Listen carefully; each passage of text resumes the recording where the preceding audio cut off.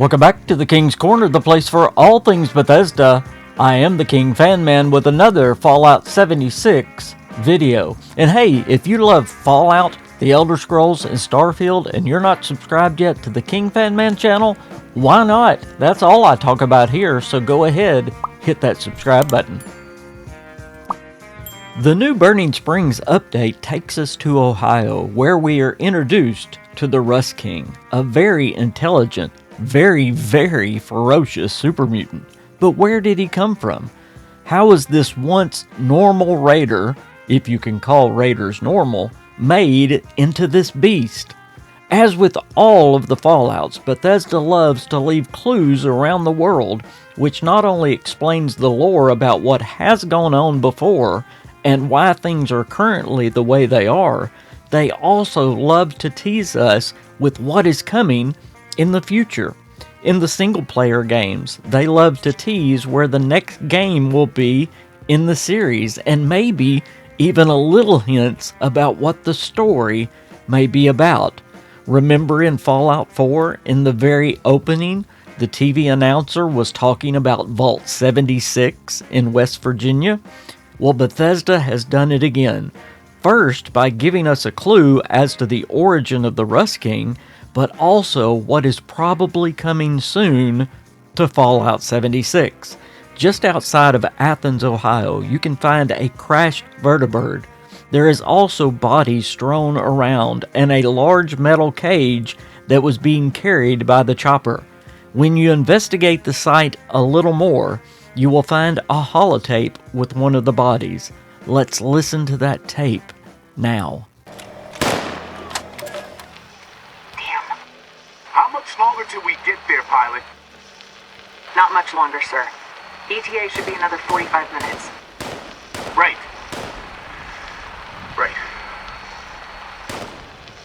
Do you think you can ease up?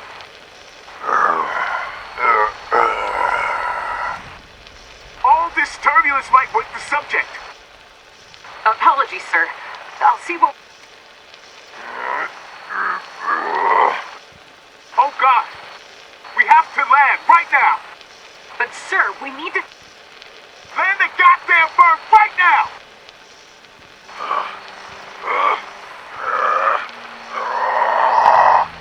Land now! Get us down now! Pathetic!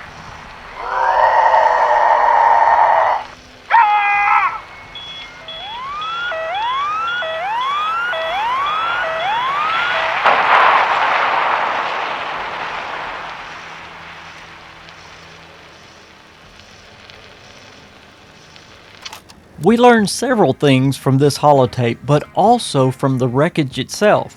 The first thing is obvious. This was an Enclave operation. The Enclave claimed to be the direct continuation of the United States government. This faction has been a staple in the Fallout series, playing a major part in all of the games except for Fallout 4. This group was originally made up of high-ranking political, military, and corporate figures. However, unlike what they claim, this group seized power not only through subverting continuity of government protocols, but also by taking out any and all government survivors who weren't already aligned with this group. Many have compared them to the Deep State, which is a good comparison. They were already behind the scenes working towards taking power, and the Great War simply gave them the opportunity to totally eliminate those standing in their way. This Vertibird is obviously marked as an Enclave bird, so why did they have the Rust King as a prisoner? Well, to answer that, we must do a quick review of Fallout lore, specifically about super mutants. Where did they come from, and why? Before the Great War, during the Resource Wars, many bioweapons were used which were devastating to the troops. Through WestTech, the United States government was researching how they might protect their soldiers from these bioweapons and radiation, and even possibly make them immune. As of now, we know of several places testing on the FEV, or the Forced Evolutionary Virus, was taking place. On special military bases such as Mariposa, certain vaults, such as Vault 87, and in Washington, D.C. at West Tech itself. After the Great War, most of the FEV and the facilities fell under the control of the Enclave. The Enclave moved to weaponize FEV as a tool to wipe out all those that survived the bombs because they viewed the population as mutated to some degree by the bombs. So they set out to get rid of all mutated humanity, then repopulate the United States with only pure humans. So the Enclave began immediately testing on animals and humans to find the best subjects to fulfill their evil intentions. So with all this knowledge of super mutants and the Enclave's evil goals, why might an Enclave chopper have a caged super mutant raider on board? I'm sure we will get more of the Rust King story. However, it's pretty easy to guess this raider came in contact with FEV, probably from the Enclave themselves. A raider who was already bloodthirsty would be a perfect fit for the Enclave to make them a super mutant and release them on the public. But why and where were they transporting him? This is where it gets exciting. If you look at the direction the Vertibird appeared to be flying, from west to east, and on the holotape we hear that they are about 45 minutes from their destination. All we have to do is figure out what is about 45 minutes east from eastern Ohio. Well, my friend Fargassier figured this out, and he did it by using a flight calculator. Exactly 41 minutes from eastern Ohio, you will arrive in Washington, D.C. So was this Vertibird flying from the west, where we know the Enclave are doing super mutant testing, at this very time, to Washington, D.C., another stronghold of the Enclave? But the subject had been flying for too long, and whatever they had used to knock him out had worn off? It appears this is exactly what Bethesda is teasing. So what might this mean for future content? Now it gets really exciting.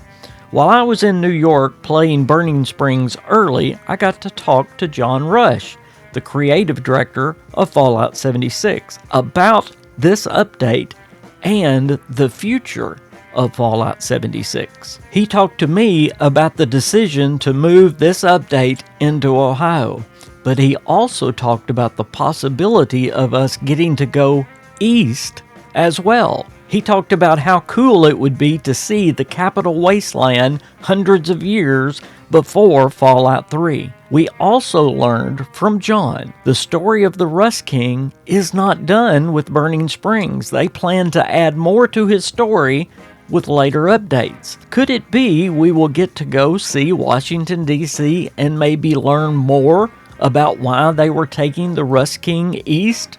Meaning a full Enclave DLC and map expansion to the east. Could it be we will get that map expansion that includes the Capital Wasteland? If you look at a map of Fallout 76 right now and look at the far right side or east side, then look at a map of West Virginia. Harper's Ferry is only 60 miles from Washington, D.C. In this new update on the Ohio map, a couple of the towns are 50 or more miles from West Virginia, meaning yes, there is enough room to do a simple map expansion and include Washington, D.C. in it. John Rush has teased about Washington before the New York trip. Back during the Gone Fission update, he talked about a megaton update coming to Fallout 76. Well, Megaton, of course, was a township in Fallout 3, the Capital Wasteland. Remember, they plan these updates years in advance, so does he already know that they're working on a future Enclave DLC with map expansion to Washington, D.C.? I truly believe so, but we'll just have to wait and see. Thank you for spending just a little bit of your time today right here in the King's Corner. Be sure you like this video before you get out of here, and if you're not subscribed, hit that subscribe button as well. I am the KingFanMan. I appreciate all of your support, and I hope to see you out in the wasteland. Bye, everybody.